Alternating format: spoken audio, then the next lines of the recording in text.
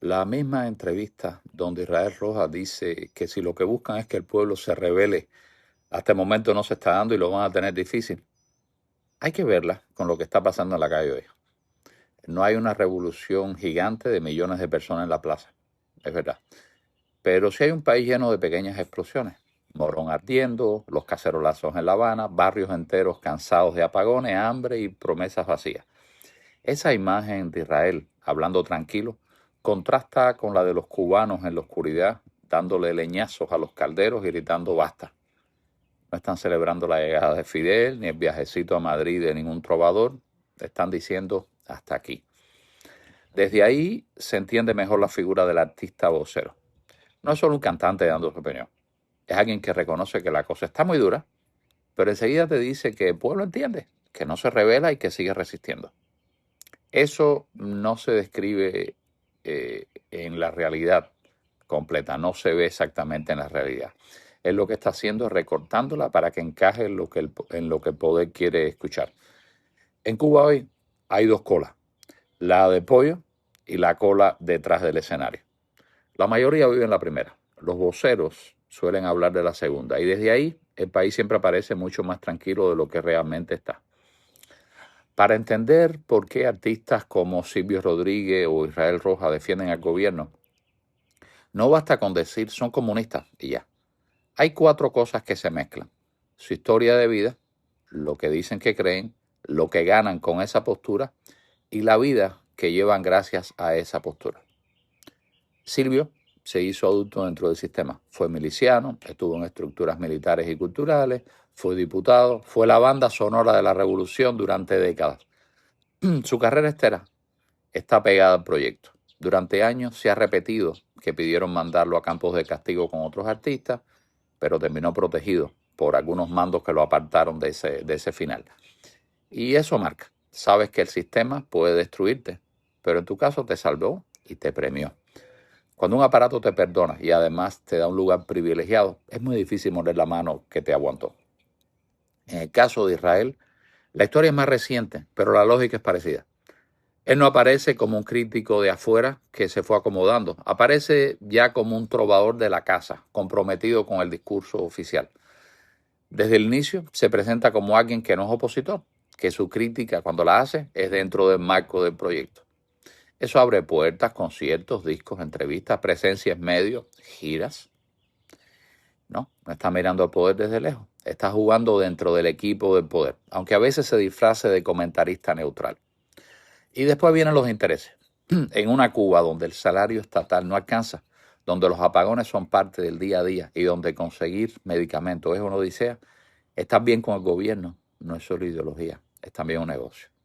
Cuando estás alineado, tienes trabajo, escenarios, festivales, giras, estudios, apoyo internacional, pagos en divisa, si te vuelves incómodo, el precio se nota rápido. Te sacan de la radio, la televisión, te cancelan presentaciones, te vigilan, te cierran puertas. Muchos terminan yéndose del país porque dentro ya no pueden crear ni comer. Para el cubano común, tocar fondo es quedarse sin comida y sin luz. Para el vocero, tocar fondo es que le bajen el caché del concierto. No estamos hablando del mismo abismo, ¿eh? Y a eso se suman privilegios. Mientras en Morón la gente quema sedes del partido y en barrios de La Habana la gente golpea cazuelas en la oscuridad, los voceros culturales como estos dos y otros viven otra versión de la crisis. No perfecta, pero sí mucho más suave. Tienen mejor acceso a comida, a servicios, a contactos que resuelven problemas, a viajes. El cubano de a pie viaja en camello cuando hay. El vocero viaja en avión. Y desde 10.000 metros de altura, el país se ve pequeño y ya está simpático. No es lo mismo hacer cola porque si no, no come, que hacer cola para recordar cómo vive el pueblo y luego regresar al área VIP.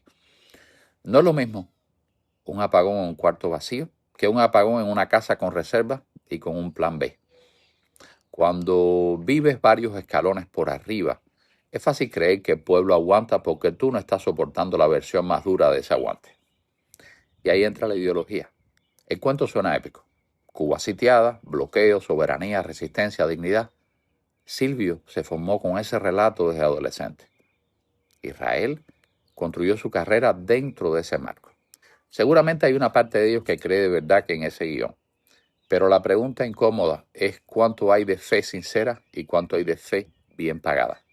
Porque la ideología viene con casa, honores, fusil, ceremoniales, viajes, contratos y cámaras. Hay que preguntar si eso sigue siendo ideología o si ya es un paquete completo. Idea más beneficio. Hay gente que dice yo defiendo principios, pero curiosamente esos principios siempre coinciden con el lado del que les paga los conciertos. Creer en algo es una cosa. Creer en algo que te mantiene en primera clase es otra bien distinta.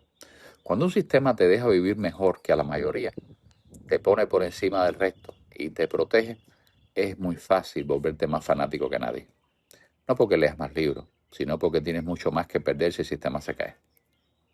Es ahí donde tu comparación tiene sentido.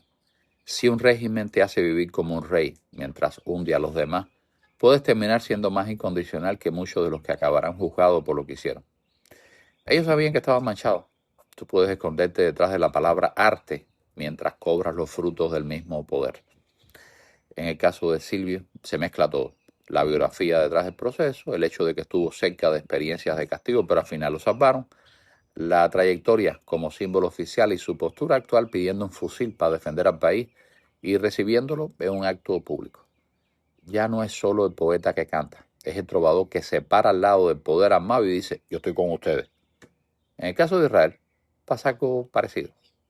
Pero en pleno colapso, mientras el país se hunde, él pone su voz para decir que la gente no se revela, que entiende, que hay que seguir resistiendo y que normaliza además escenas como gente buscando comida en la basura como si fueran cosas de cualquier país. ¿Tienen derecho ellos a hablar? Sí, por supuesto. Silvio tiene derecho a decir lo que piensa, Israel también y tú también. El punto no es callarlo, el punto es medir desde dónde hablan y a quién le sirve lo que dice.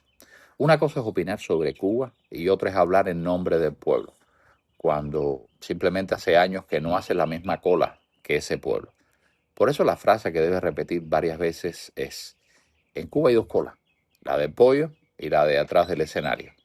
Si el artista está más cerca de ese detrás del escenario que de la cola del pollo, no está hablando por ti, está hablando por el sistema que lo mantiene ahí.